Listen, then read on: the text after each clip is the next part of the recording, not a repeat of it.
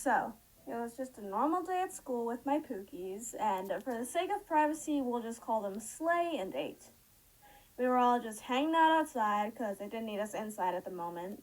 Okay, be like that. I know when I'm not wanted. Because the other people were rehearsing for the play. And then this one kid, who we'll call One Punch Man, subtle foreshadowing, was running around pretending to be a missile of all things. And he said that he couldn't see, but he was like following people, so that was probably a lie, but I don't assume. So he ran into my back, and I was just like, okay, whatever, I don't care. Probably hurt him more than it hurt me. So I just dodged him the next couple of times.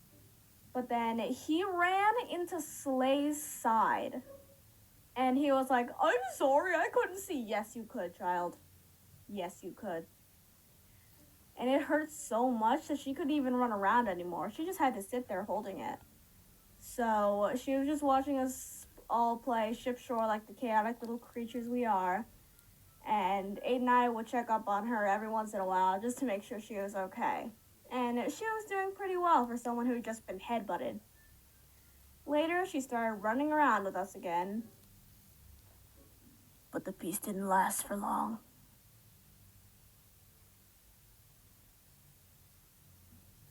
One Punch Man was needed inside with a couple of other kids, so when he was running inside, he had an idea. An awful idea.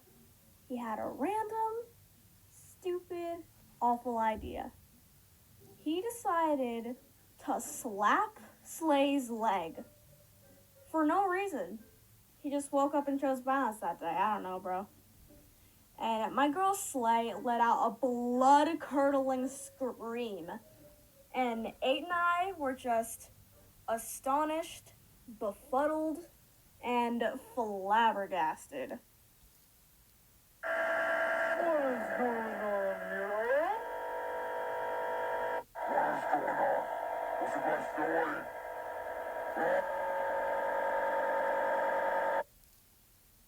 And then Slay started crying, which, like, valid. That slap echoed through the mountains.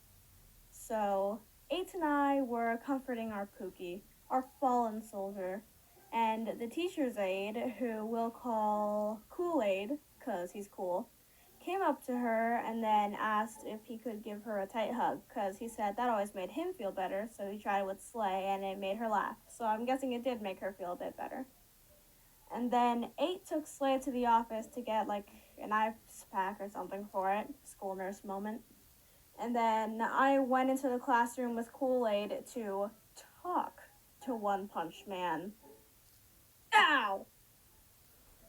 And this kid had gotten himself freaking stuck in one of those little play tube thingies. Yeah, that thing. And it was so bad that like 3 or 5 other kids in class had to help him get out of it. And he hurt his arm because of it, but, you know, karma. But anyways, so then the principal, the big cheese, the head honcho, took him into the office. And I don't know what happened. Maybe he went home, maybe he fell off a cliff, maybe he was sentenced to 3 hours of listening to Thick of It on loop. I don't know. But I was angry at this kid.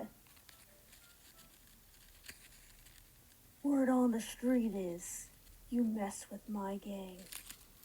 So you're messing with General Munchkin Man, Lil Jim Bob, and worst of all, Larry.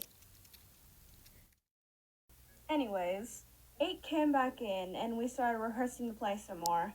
And the teacher, who we'll call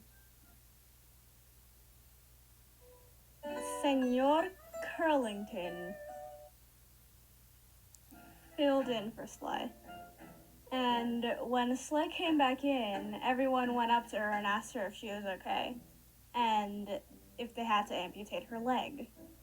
She got some hugs, I gave her some head pats, we do that, and when class is over, completely unrelated to anything in this story, I also had a cold, so when I got home, I just flopped on the couch because I felt like garbage.